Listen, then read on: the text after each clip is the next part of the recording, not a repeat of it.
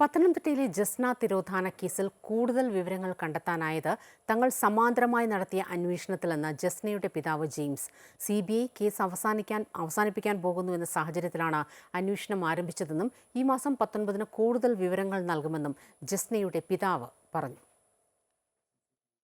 6 വർഷം മുൻപ് കാണാതായ കാഞ്ഞിരപ്പള്ളി SD കോളേജിലെ 2ാം വർഷ BCom വിദ്യാർത്ഥിനിയായിരുന്ന ജസ്ന മരിയയുടെ തിരോധാന കേസിൽ തങ്ങൾ കൂടുതൽ വിവരങ്ങൾ കണ്ടെത്തിയത് സമാന്തരമായി നടത്തിയ അന്വേഷണത്തിലെന്ന് ജസ്നയുടെ പിതാവ് ജെയിംസ്. CBI കേസ് അവസാനിപ്പിക്കാൻ പോകുന്നു എന്ന സാഹചര്യത്തിലാണ് അന്വേഷണ ഏജൻസികൾക്ക് സമാന്തരമായി തന്റെ നേതൃത്വത്തിൽ ഒരു ടീമായി അന്വേഷണം നടത്തിയത്.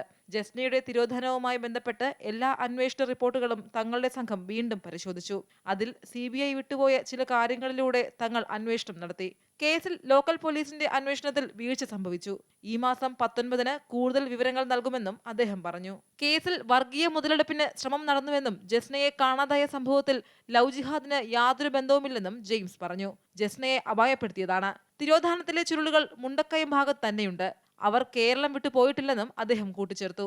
ജസ്ന ജീവനോടെ ഉണ്ടായിരുന്നെങ്കിൽ ഒരിക്കലെങ്കിലും തന്നെ ബന്ധപ്പെട്ടേനെ. കേസ് അന്വേഷിച്ച CBIയെ കുറ്റപ്പെടുത്താനില്ലെന്നും അവർ തങ്ങൾ സംശയിക്കുന്ന ജസ്നയുടെ സുഹൃത്തിന്റേതടക്കം നുണപരിശോധന നടത്തിയെന്നും ജെയിംസ് പറഞ്ഞു. മകൾ ജീവിച്ചിരിപ്പില്ലെന്നും പ്രതിയെന്ന് സംശയിക്കുന്ന അജ്ഞാത സുഹൃത്തിന്റെ ചിത്രങ്ങളടക്കം ഡിജിറ്റൽ തെളിവുകൾ നൽകാമെന്നും ജെയിംസ് കഴിഞ്ഞ ദിവസം കോടതിയെ അറിയിച്ചിരുന്നു. അമൃത ന്യൂസ്, പത്തനംതിട്ട.